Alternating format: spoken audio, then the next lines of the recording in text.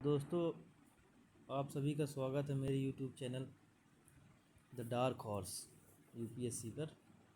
तो आज हम एक कॉन्सेप्ट को समझेंगे जो पॉलिटी का एक बहुत ही प्रचलित कॉन्सेप्ट है, जो हमेशा किसी न किसी एग्ज़ाम में आपको दिख ही जाएगा।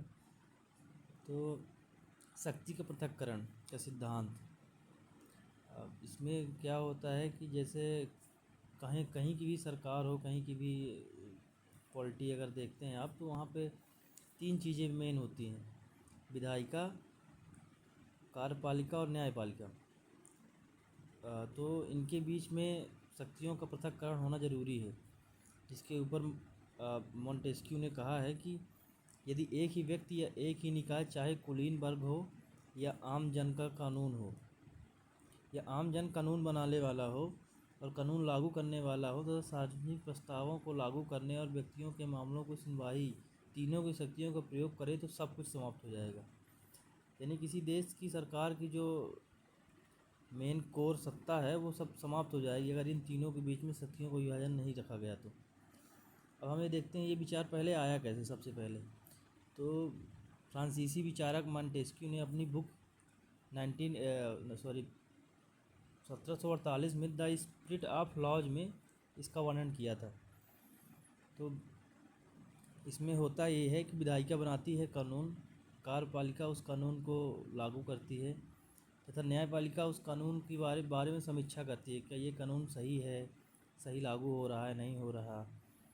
और जब ये तीनों एक दूसरे के क्षेत्र में हस्तक्षेप करने लगते हैं तो ये शक्तियों के पृथक्करण का सिद्धांत के विरुद्ध होता है। तो हम ये देखते हैं कि भारत में जो है तीनों अंगों के बीच शक्तियों का स्पष्ट पृथक्करण नहीं है। तो देखते हैं कैसे ये तीनों एक दूसरे के क्षेत्र में हस्तक्षेप करते हैं।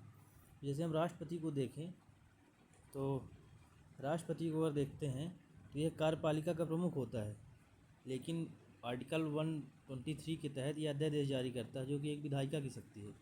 तो यहाँ इसने कार्यपालिका का प्रमुख होकर विधायिका की शक्तियों का प्रयोग किया, मतलब इसने विधायिका के कार्य क्षेत्र में हस्तक्षेप किया। वहीं दूसरी तरफ हम विधायिका को देखते हैं तो विधायिका का मुख्य कार्य है कानून को बनाना, संशोधन करना और नए कानून बनाना, नए समाज की नए समय के साथ जो बदलाव आ रहे हैं उसके हिसाब से कानून का निर्माण करना। तो यह तो वो काम करता ही है, लेकिन उसके पास कुछ न्यायिक कार्य करने की भी शक्तियाँ हैं। जैसे वह राष्ट्रपति और सुप्रीम कोर्ट का जज हो, हाई कोर्ट का जज हो, उनके खिलाफ अगर महाभियोग आता है तो उस पर उन्हें हटाने की जो शक्ति होती है वो उसका कार्य विधायिका करती है। तो यहाँ विधायिका ने न्यायपालिका का कार्य किया था। इसने विधायिका ने न्यायपालिका के क्षेत्र में हस्तक्षेप किया।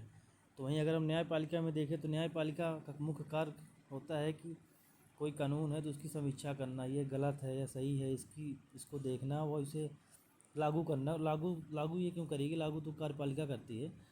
इसका कार्य ये है कि वो कानून लागू हो रहा है, नहीं हो रहा है।